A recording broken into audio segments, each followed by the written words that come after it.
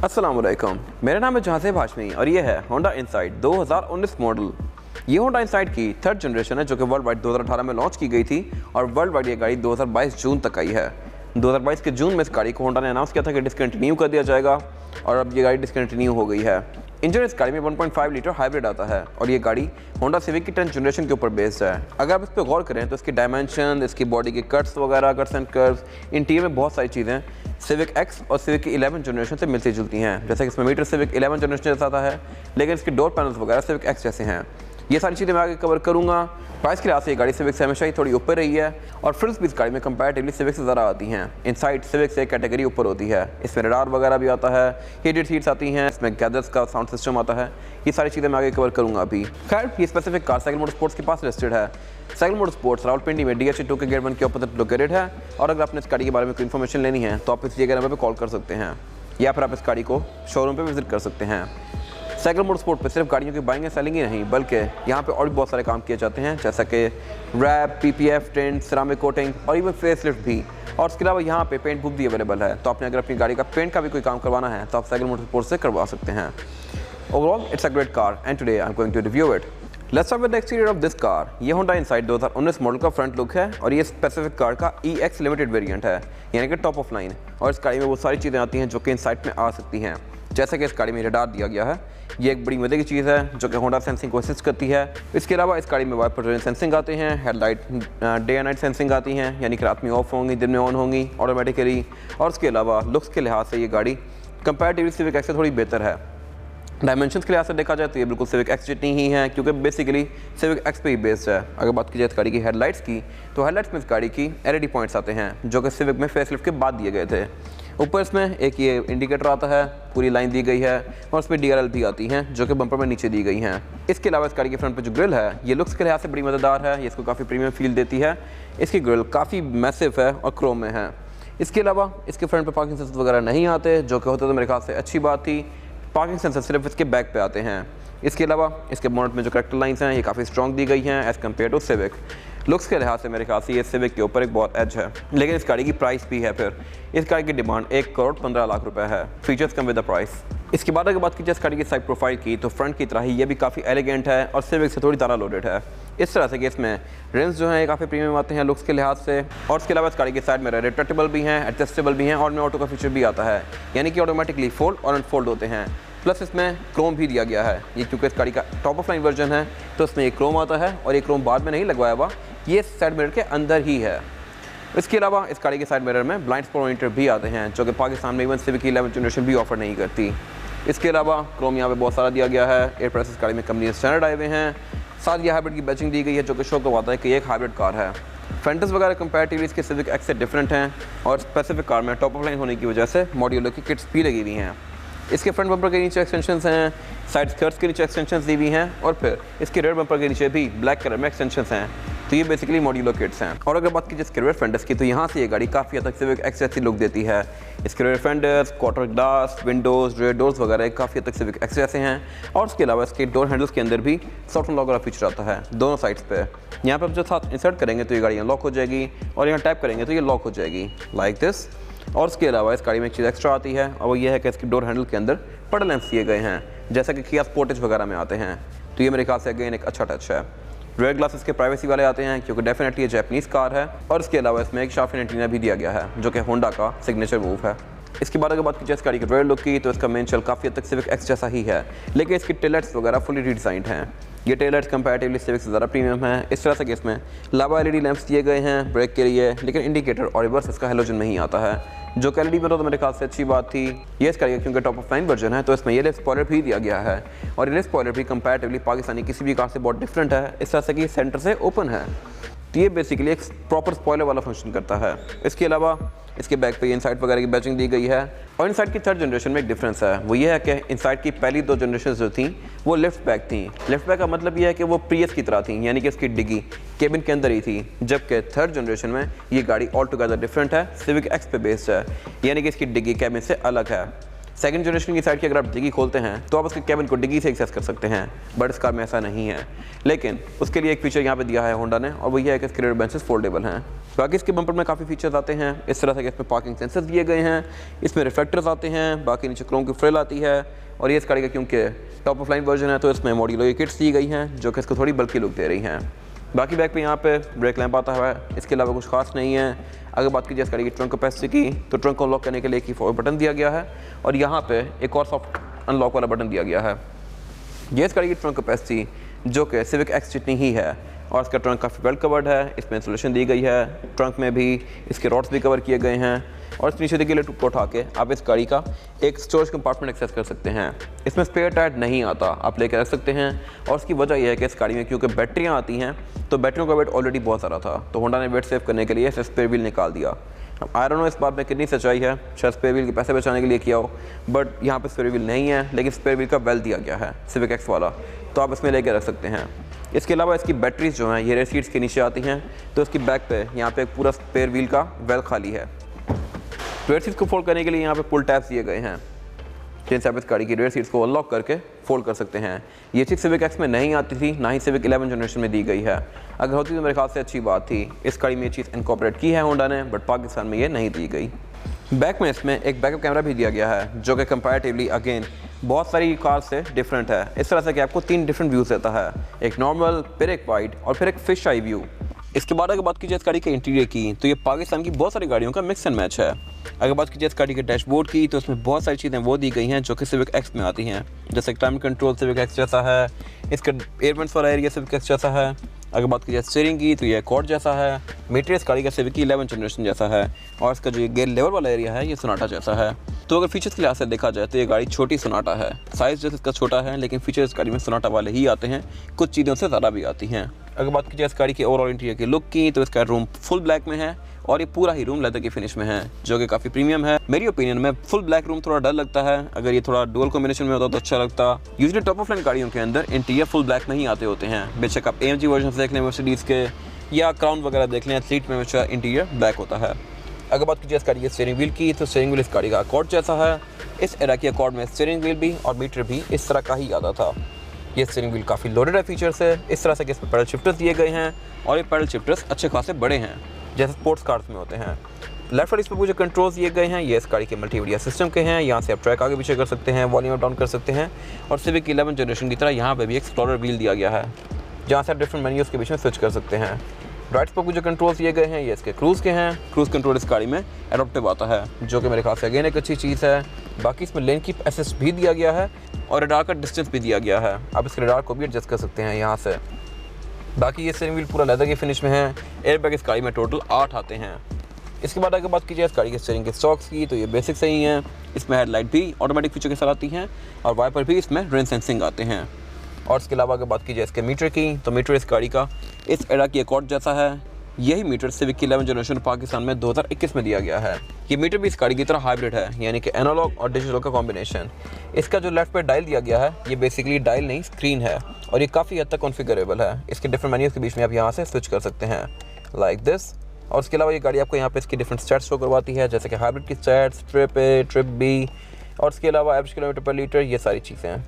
और जो राइट पर डायल दिया गया है ये बेसिकली फिजिकल डायल है, एनालॉग, और ये इसका स्पीडोमीटर है, इसकी स्पीड लिमिट 180 तक है। बाकी इसमें बैटरी वोल्टेज और फ्यूल गेज वगैरह लेफ्ट राइट पे दिए गए हैं, सिविक 11 जनरेशन में ये नीचे आ गए थे। इसके अलावा अगर बात की जाए इस गाड़ी के डैशबोर्ड की, तो इसकी ऊपर वाली लेयर जो है ये सिविक एक्स जैसी ही है, सॉफ्ट टच मटेरियल की फिनिश में, और जो इसका ये ब्लैक वाला एरिया है ये पूरा ही लेदर की फिनिश में है। तो ये मेरे ख्याल से एक अच्छी चीज़ है। पाकिस्तानी सिविक में ये प्लास्टिक आता है, चीप प्लास्टिक, बट यहाँ पे ये बेहतर है। इसके अलावा एयरबैंड इस गाड़ी में 4 डैशबोर्ड में दिए गए हैं, 2 पैसेंजर्स के लिए दिए गए हैं, और इस गाड़ी का मल्टीमीडिया सिस्टम भी काफ़ी प्रीमियम है। ये मल्टीमीडिया सिस्टम गैदर्स का है, और ये अकॉर्ड वगैरह में आता है प्रीमियम कार्स में, और इस गाड़ी में भी दिया गया है। ये चीज़ पाकिस्तान में ऑफर नहीं होती। ये काफ़ी फीचर रिच है, इसमें बहुत सारी चीज़ें आती हैं, Android auto, Apple CarPlay, radio, FM, TV वगैरह, ब्लूटूथ भी आप इससे कनेक्ट कर सकते हैं, और ये आपको गाड़ी की स्टैट्स भी शो करवाता है, प्लस इसका क्लाइमेट कंट्रोल भी इसके अंदर शो होता है। तो ये मेरे ख्याल से बड़ी मज़े की चीज़ है। और अगर बात करें क्लाइमेट कंट्रोल की, तो क्लाइमेट कंट्रोल इस गाड़ी में डुअल जोन आता है। सिविक की 11 जनरेशन पाकिस्तान में डुअल जोन दे दिया गया है, 10 जनरेशन में नहीं आता था, जबकि इस कार में उस टाइम पे क्लाइमेट कंट्रोल डुअल जोन दिया जा रहा था, यानी कि ड्राइवर और पैसेंजर अपनी मर्जी के लिहाज से क्लाइमेट कंट्रोल की जोन को एडजस्ट कर सकते हैं। और इसमें डस्ट पार्टिकल फिल्टर भी आता है, जो कि अगेन पाकिस्तान में ऑफर नहीं होता। उससे नीचे कुछ और कंट्रोल्स किए गए हैं, जैसे कि डिफॉगर के। इस गाड़ी में साइड मिरर भी डिफॉगर वाले आते हैं, यानी कि अगर सर्दियों में इनमें फॉग आ जाए तो ऑटोमेटिकली फॉग को डिफॉग कर देंगे।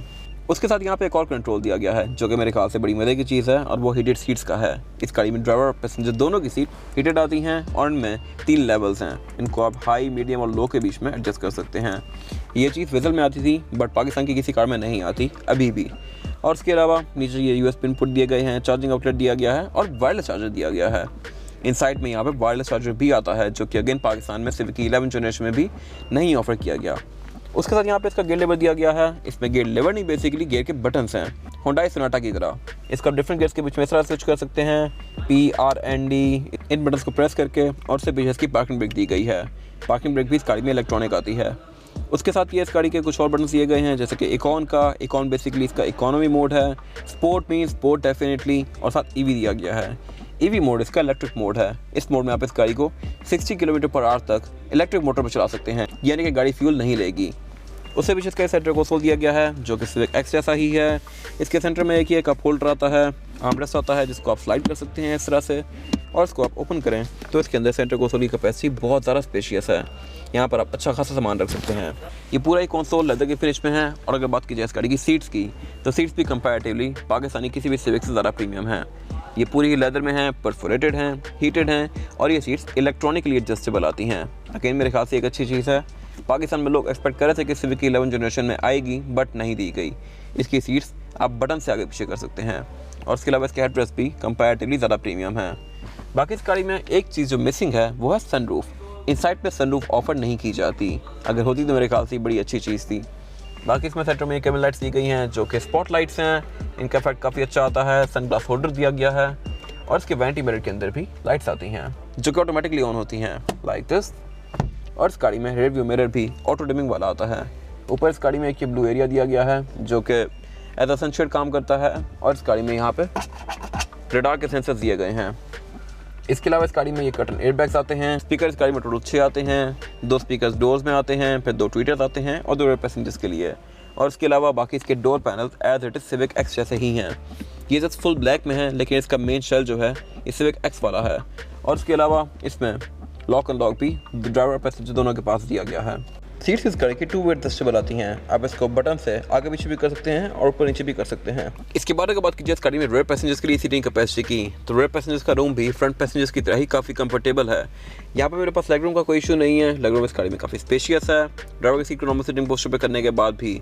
और हेडरूम भी इस गाड़ी के अंदर काफ़ी सफिशिएंट है। ये सिविक एक्स जैसा ही है, और सिविक एक्स की तरह ही इस गाड़ी में भी सेंटर में एक काफ़ी बड़ा हम्प दिया गया है, तो यहाँ पे थर्ड पर्सन को पाँव रखने में थोड़ी सी मुश्किल होगी। इसके अलावा बैक में यहाँ पे काफ़ी सारी अमेनिटीज़ दी गई हैं, और कुछ अमेनिटीज़ सिविक एक्स से ज़्यादा आती हैं। रेयर पैसेंजर्स के लिए इसमें 2 एयरवेंट्स दिए गए हैं। इसके अलावा इसकी सीट्स में ये सेंटर कंसोल आता है, जिसको निकाल के आप इसमें 2 कप होल्डर एक्सेस कर सकते हैं, और इसको एज एन आर्मरेस्ट भी यूज़ कर सकते हैं। लेकिन अगर बात कीजिए अमेनिटीज़ की, तो वो ये है कि इस गाड़ी में रेयर पैसेंजर की विंडोज़ भी सिंगल टैप वाली आती हैं, यानी कि आप इनको सिंगल टैप से फुली रोल डाउन या रोल अप कर सकते हैं। और इसके अलावा बैक पे इस गाड़ी में एयर बैग्स भी दिए गए हैं रेयर पैसेंजर्स के लिए, जो कि सिविक एक्स में नहीं आते। और इसके अलावा इसकी पॉकेट्स में भी फ़ोन के लिए अलग से पॉकेट्स दी गई हैं। सीट के पीछे जो पॉकेट है वो तो है ही है, लेकिन उसके साथ एक और छोटी सी पॉकेट दी हुई है। ये बेसिकली फ़ोन के लिए है। इसमें अगर आप फ़ोन रखेंगे तो फ़ोन फुल नीचे नहीं जाएगा, उतना ही ऊपर रहेगा कि आप आराम से निकाल सकें। तो ये अगर मेरे ख्याल से एक अच्छी चीज़ है। बाकी बैक पे इसमें क्वार्टर ग्लास आते हैं, और अम्ब्रेला वगैरह हैंग करने के लिए यहाँ पे 2 होल्डर्स दिए गए हैं। यही मेरे ख्याल से एक अच्छी चीज़ है, पाकिस्तानी किसी कार में ये नहीं आते। और उसके अलावा स्पेसिफिक कार में फ्रंट पे भी और बैक पे भी डैश कैम इंस्टॉल्ड है, तो ये गाड़ी आगे पीछे का व्यू भी रिकॉर्ड करती रहती है साथ साथ जब ये चल रही होती है। और उसके अलावा इस गाड़ी में सीट बेल्ट दी गई हैं पैसेंजर्स के लिए। आइसोफिक्स के पोर्ट्स आते हैं, 3 हेडरेस्ट आते हैं। ये सीट्स पाकिस्तानी सिविक से ज़्यादा प्रीमियम है और ज़्यादा सॉफ्ट हैं। इनका लेदर भी अच्छे ग्रेड का है। और इसके अलावा यहाँ पे कुछ खास है नहीं। ये इसकी फिजिकल की है। बैक पे होंडा का लोगो जो कि ब्लू कलर में है, ये शो करवाता है कि ये एक हाइब्रिड कार है। और इसके फ्रंट पे लॉक अनलॉक और ट्रंक रिलीज किया गया है। इस गाड़ी में फिजिकल की भी आती है और कुछ हिडन फीचर्स भी आते हैं, जो कि मैं भी आगे कवर करूँगा इस रिव्यू में। इसका पहला हिडन फीचर ये है कि अगर आपने इस गाड़ी की विंडोज़ को फुली रोल डाउन करना है, तो आप अनलॉक दबा के इसको दबा के रखेंगे तो इस गाड़ी की विंडोज़ और सनरूफ फुली रोल डाउन हो जाएंगी, लाइक दिस। ये वाला फीचर सिविक एक्स में आता है, बट इसमें क्योंकि सनरूफ आती ही नहीं है तो वो डेफिनेटली रोल डाउन नहीं होती। इनको वापस बंद करने के लिए अगर आप लॉक को दबा के रखेंगे तो ये वापस बंद भी हो जाएंगी, लाइक दिस। इसी तरह मैं इसकी की को ट्रंक के अंदर बंद नहीं कर सकता। अगर मैं इसकी की अंदर रख के ट्रंक बंद करता हूँ तो इसकी ट्रंक खुद खुल जाती है, लाइक दिस। इसकी ट्रंक को अनलॉक करने के लिए इस गाड़ी में एक फ़िज़िकल लैच दिया गया है इस वाले पैनल के अंदर। अगर आप इसको ओपन करेंगे तो इसके अंदर एक रिलीज़ दिया हुआ है जिससे आप इस गाड़ी की ट्रंक को मैनुअली अनलॉक कर सकते हैं। लेट्स सपोज कि बैटरी डेड हो जाती है तो इसकी ट्रंक अनलॉक नहीं की जा सकती।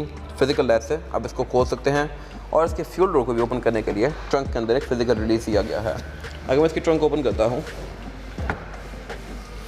तो इसकी ट्रंक के अंदर ये ग्रीन कलर का एक फिजिकल रिलीज़ दिया गया है जिससे मैं इस गाड़ी की फ्यूल डोर को अनलॉक कर सकता हूँ, लाइक दिस। इसके बारे में बात की जाए इस गाड़ी के इंजन की तो इनसाइड के अंदर एक इंजन साइज ऑफर होता है 1.5 लीटर हाइब्रिड। ये इंजन हाइब्रिड है, यानी कि ये इलेक्ट्रिसिटी और पेट्रोल को यूज़ करके एक काफ़ी अच्छी आउटपुट प्रोड्यूस करता है। ये गाड़ी 157 हॉर्स पावर प्रोड्यूस करती है with 273 newton metre of torque figure hybrid गाड़ियों का बहुत अच्छा होता है क्योंकि ऑब्वियसली इलेक्ट्रिक मोटर होती है इनके साथ और ये गाड़ी कंपैरेटिवली 1800 या 2000 सीसी गाड़ी को भी बीट कर सकती है इनिशियल पिक में। लेकिन ये गाड़ी 1.5 टर्बो से थोड़ी स्लो है। सिविक में जो आरएस वर्जन आता है वो गाड़ी इसको आराम से बीट कर सकती है क्योंकि ऑब्वियसली इस गाड़ी की हॉर्स पावर इस गाड़ी से बहुत ज़्यादा है। बाकी इस पर जो टेक्नोलॉजी यूज़ की गई है ये डुअल मोटर हाइब्रिड है और ये गाड़ी आपको तकरीबन विद इन सिटी 20 से 22 की एवरेज दे सकती है जो कि बहुत अच्छी है इस बॉडी साइज़ के लिहाज से। इसकी बॉडी साइज़ के साथ सिविक जो आरएस है या सिविक 1.8 है तो आपको तकरीबन 10-11 तक की एवरेज देती हैं, जबकि ये गाड़ी उनसे बहुत बाहर है।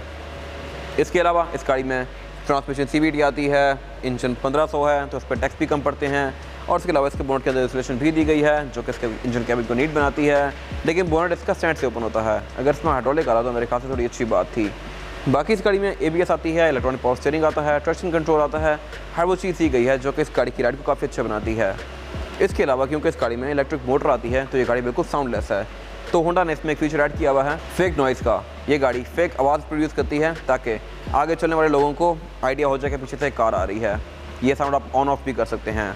इसके बारे में बात कीजिए इस गाड़ी के टायर साइज़ की तो टायर साइज़ जो आता है इन साइड में ये है 215, 55 और 17। इस गाड़ी में 17 इंचज़ का अलॉय रिम दिया गया है जो कि कंपैरेटिवली सिविक से बड़ा है।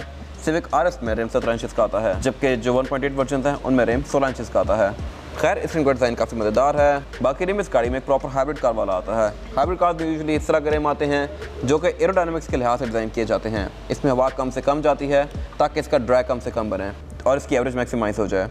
उसके अलावा इस गाड़ी में ऑल डिस्क ब्रेक आती है, यानी फ्रंट पे और बैक पे डिस्क ब्रेक्स दी गई हैं जो कि डेफिनेटली ब्रेकिंग को बेहतर बनाती हैं। इसके अलावा इस गाड़ी में VSA भी आता है, vehicle stability assist, Honda sensing भी आता है, ट्रैक्शन कंट्रोल भी आता है और स्टीयरिंग भी इसका इलेक्ट्रॉनिक पावर स्टीयरिंग है। तो हर वो चीज़ दी गई है इसमें जो कि इस गाड़ी की राइड को अच्छा बना सकती है। ये था आज का रिव्यू। अगर आपको ये रिव्यू पसंद आया है तो इस रिव्यू को लाइक कीजिए, मेरे चैनल को सब्सक्राइब कीजिए और अगर आपके पास इस गाड़ी से रिलेटेड कोई भी राय है तो उसको कमेंट सेक्शन में शेयर ज़रूर कीजिएगा ताकि वो लोग जो ये गाड़ी लेने वाले हैं वो आपकी राय से फ़ायदा उठा सकें। अपना ख्याल रखिएगा। Thank you.